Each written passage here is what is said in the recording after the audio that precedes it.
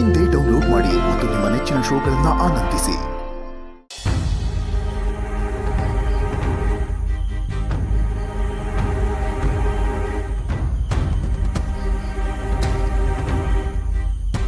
ಅಂಬಿಕಾ ಅವರೇ, ಅಜ್ಜಿ ಹೇಳಿದ್ರು ಅಂತ ನಾವು ಈ ಥರ ಹುಡುಕ್ತಾನೆ ಇದ್ದೀವಿ. ಆದರೆ ಏನು ಎತ್ತ ಅಂತ ಒಂದೂ ಗೊತ್ತಿಲ್ಲದೆ ಎಷ್ಟು ಅಂತ ಹುಡ್ಕೋದು, ಏನು ಮಾಡೋದು? ಅದೇ ನನಗೂ ಗೊತ್ತಾಗ್ತಿಲ್ಲ ದುರ್ಗಾ. ಏನೋ ಬೆಳಕಿನ ಕಿಂಡಿ ಹುಡುಕು ಅಂತ ಹೇಳಿದ್ರು, ಗುರಿ ದಿಕ್ಕನ್ನ ಹುಡ್ಕೋ ಮೊದಲು ದಡ ಹುಡುಕು ಅಂತ ಹೇಳಿದ್ರು.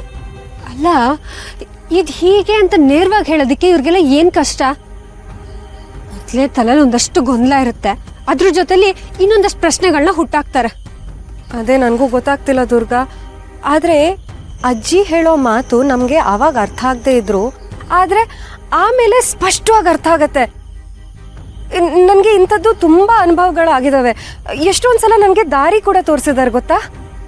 ಹೌದು, ನನಗೂ ಈ ಥರ ಅನುಭವ ಆಗಿದೆ. ಊರಲ್ಲಿ ನಾನು ವ್ರತ ಮಾಡಲ್ಲ ಅಂದಾಗ್ಲೂ ಅಜ್ಜಿ ನನಗೆ ಸಮಾಧಾನ ಮಾಡಿ ಒಪ್ಸಿದ್ದಾರೆ. ಹೇಳ್ಬೇಕಂದ್ರೆ ಇವ್ರು ಯಾರು ಅಂತಾನೆ ಗೊತ್ತಿಲ್ಲ, ಆದರೆ ನಂಗೆ ಕಷ್ಟ ಅಂತ ಅಂದಾಗ್ಲೆಲ್ಲ ಎದುರುಗಡೆ ಕಾಣಿಸ್ಕೊಬಿಡ್ತಾರೆ. ಆವಾಗ ನಿನಗೆ ದಾರಿ ತೋರಿಸಿದ್ದಾರೆ ಅಲ್ವಾ? ದಾರಿ ತೋರಿಸ್ತಾರೋ ಅಥವಾ ಇನ್ನಷ್ಟು ದಾರಿನ ಗೊಂದಲ ಮಾಡ್ತಾರೋ ಒಂದು ಗೊತ್ತಿಲ್ಲ. ಆದರೆ ಇವಾಗ ಏನು ಮಾಡೋದು, ಎಲ್ಲಿ ಅಂತ ಹುಡ್ಕೋದು ನಾವು?